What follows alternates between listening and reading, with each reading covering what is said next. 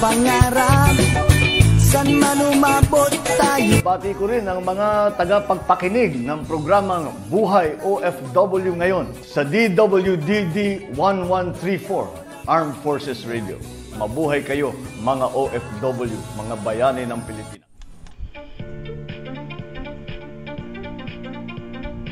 Okay, magandang buhay! Luzon, Visayas, Mindanao.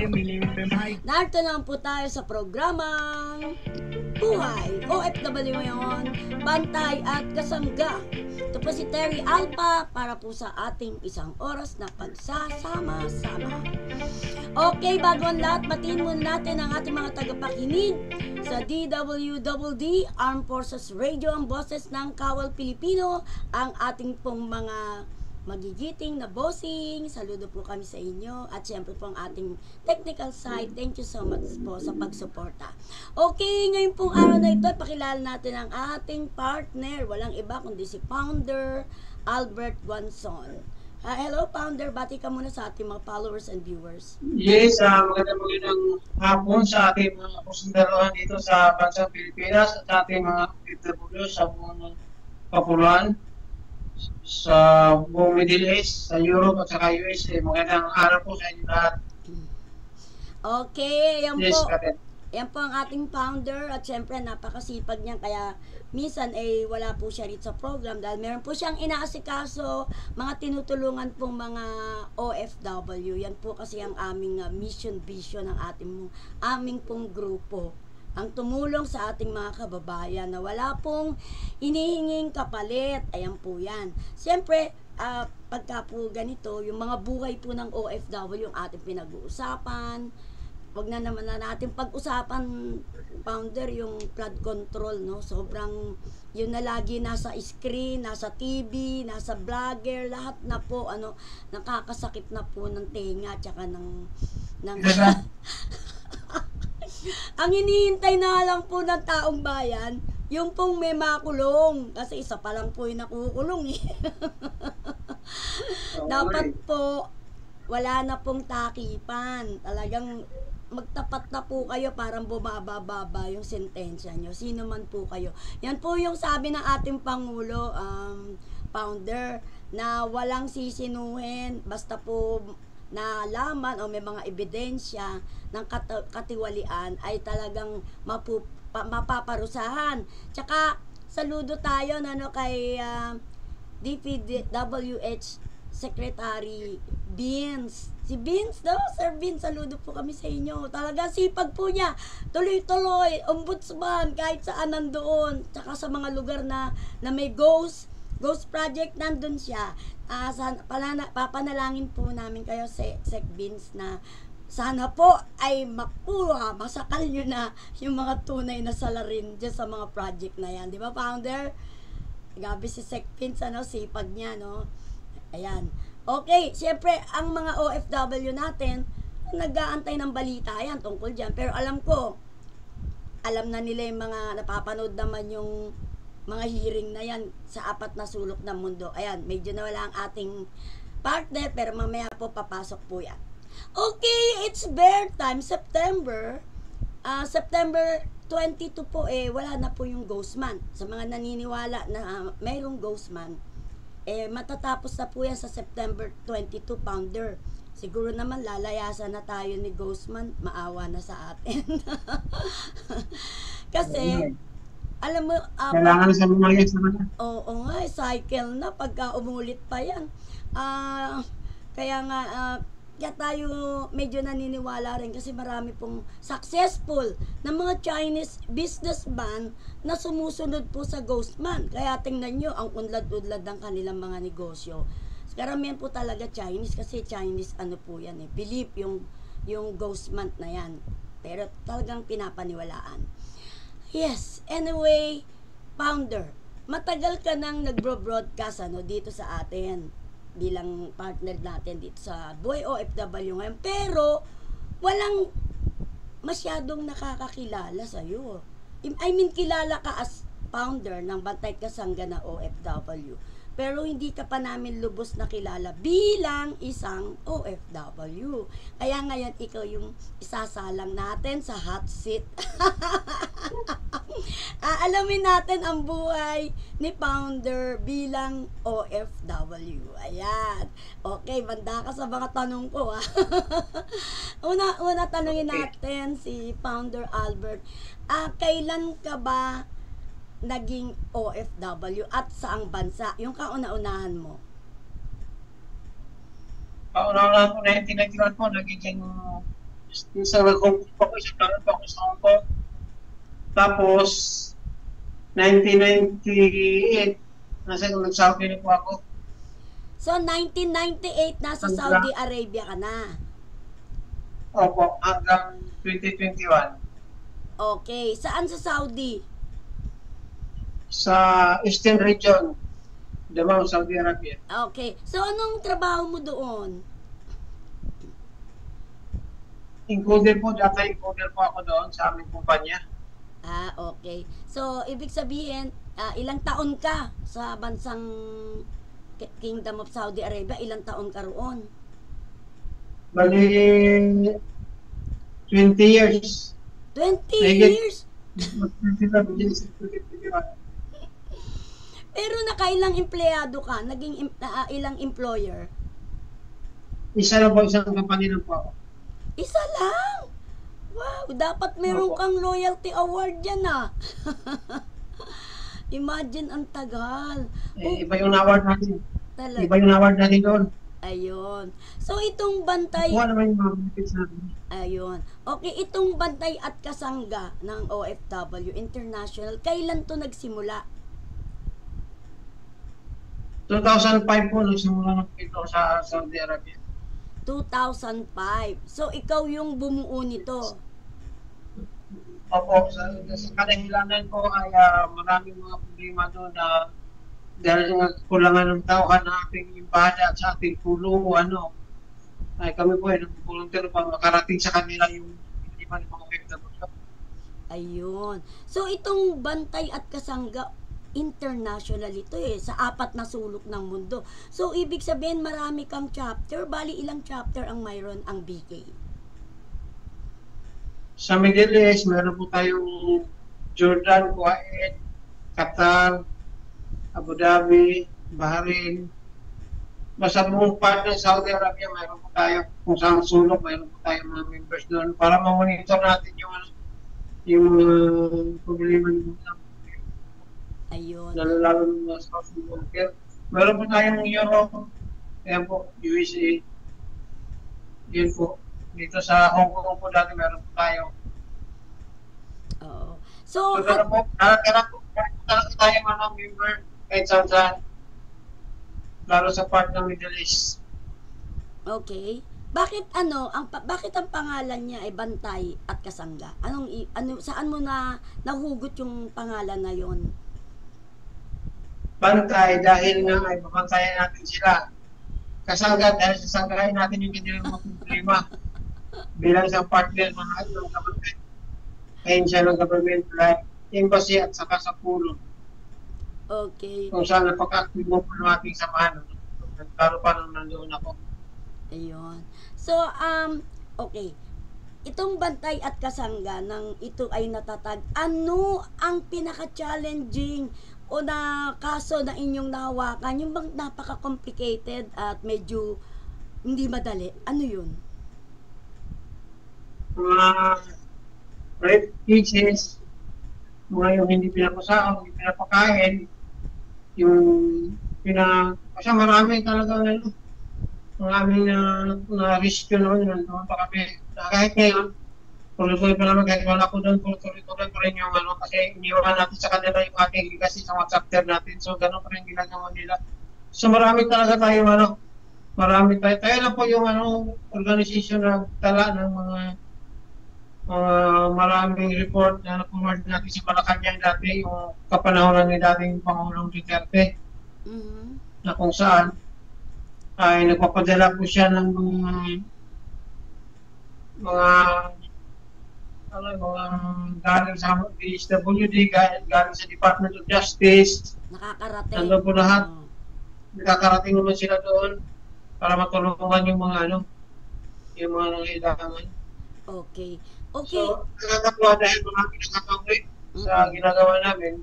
At delikado rin po ginagawa namin kasi sa Saudi Arabia kasi pag tumulong ka, bawal po yun. Okay. So, ibig Pwede sabihin, kang kakasuhan nila. Ako, nakalabas-pasok po ko sa kulungan dahil sa pagtulong, hindi ko kakaya yun. labas-masok ka sa kulungan dahil sa pagtulong sa OFW. Ganun ba?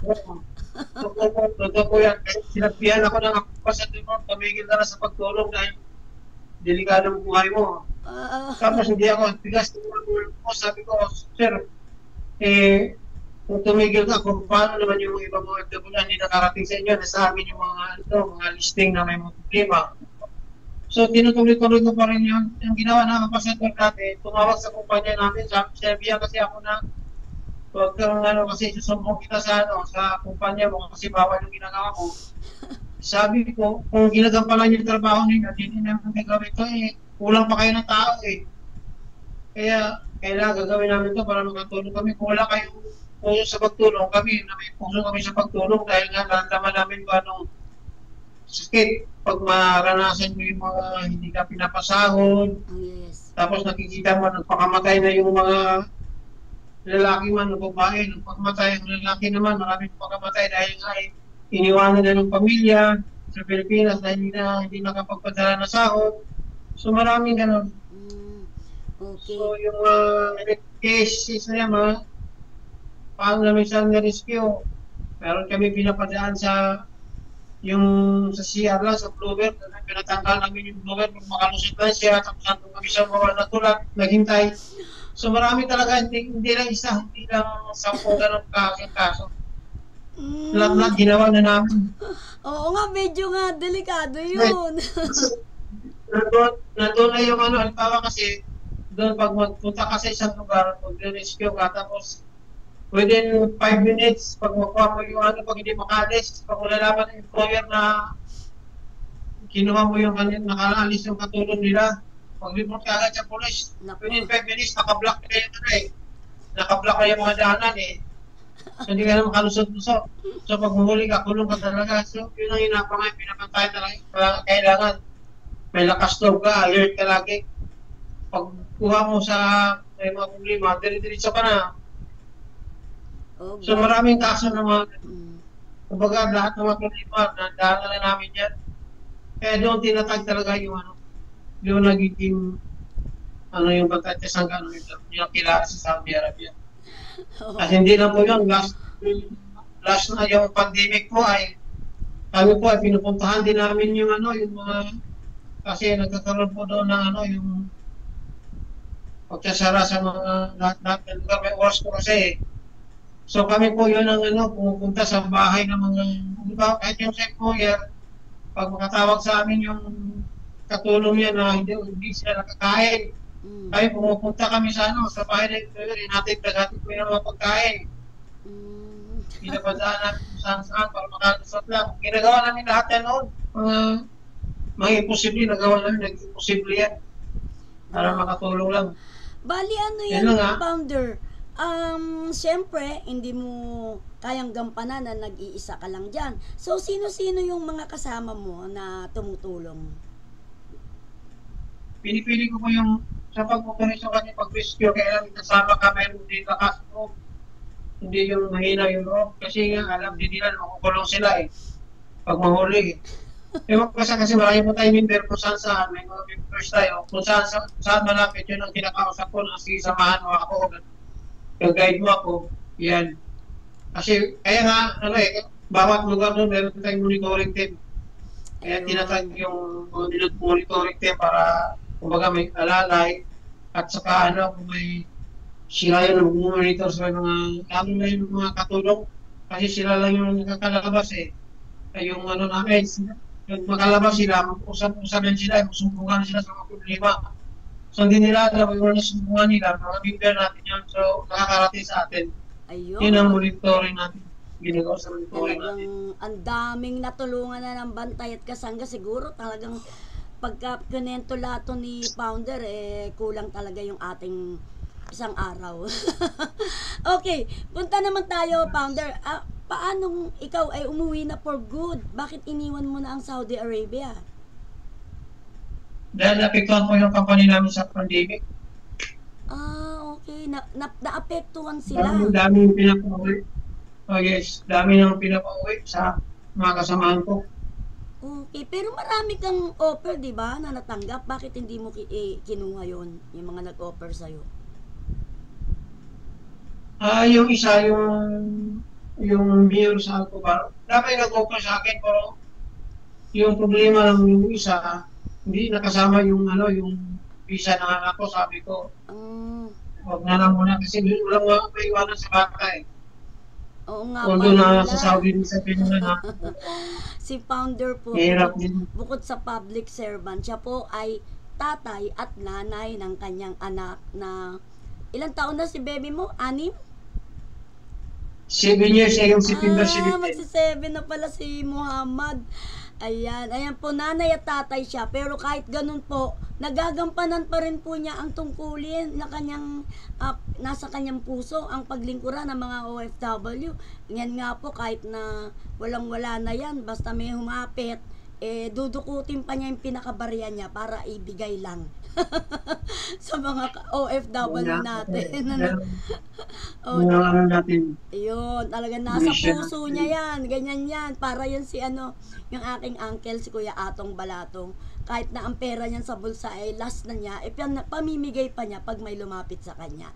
Ayan. Okay, sa kalukuyan ay nandito ka sa Pilipinas. Merong headquarters ang Bantay at Kasangga. So, ibigay mo yung address para malaman ng mga iba nating kababayang nakikinig sa atin kung saan sila pwedeng lumapit at pumunta sa Bantay at Kasangga. Bigay mo yung address ng headquarters. Ang office po natin ay nandito po sa 1597 Jasmine Street, Barangay 175, Camarin, Caloocan City. Kung sino yung gustong pumunta rito, nandito. Madali lang po kami hanapin. Nandito lang halos katabi na namin yung Maranatha School of Academy, Christian Academy. Barangay 175 ng Camarin, Caloocan. Madali lang makita po. Ayan. Yan po si Founder. Founder, ano yan? Kung ikaw ay tatanungin at may chances na makaalis ulit, ikaw ba ay may balak pa rin na makaalis ng bansa? Makapunta ulit ng ibang bansa? Oo naman, kasi ang gusto ko pag umalis ako yung tutok lang ako doon sa kasi sa may mga problema, kasi nakikita po natin na ngayon hanggang ngayon nandyan pa rin yung mga problema, parang hindi nababawasan talaga. Ganoon pa rin. Kaya nga. Ayan narinig nyo. Kung may chances si Founder, ay babalik siya ulit doon sa kanyang lugar na kung saan mas maraming napapagsilbi ang mga OFW. Kasi walang malapitan, siya lang yung napupuntahan doon. At siya naman, yung nagiging tulay para naman dalin sila sa kinaukulan, sa mga embassy o sa Department of Migrant Workers. Yun po, alam po nila yung mga proseso na tama. Yun lang mali sa ginagawa nila, na pwede sila makulong. Ito natakas po nila yung mga OFW na hindi pinapalabas, hindi pinapakain. Naawa sila. Buti naman di po kayo nahuli. Ano po? Nahuli na pa po natin eh. Nahuli na rin. Nakulong na po ako sa pagkakulong. Dahil doon. Dalawang beses ako. Nakulong po ako doon dahil po sa sobrang concern. Yung isa po, pero lang yung pag-rescue ko dahil nga ay yung na-rescue ko, nagano siya, kunting kwento lang ha. Throwback lang dahil yung isang na-rescue ko, nag-selfie siya na doon sa likod ng aking sasakyan, nag-selfie siya tapos nagpasalamat siya sa Facebook. Friend niya pala yung amo niya. Ano So ba madali yan? ako hinahanap ng ako.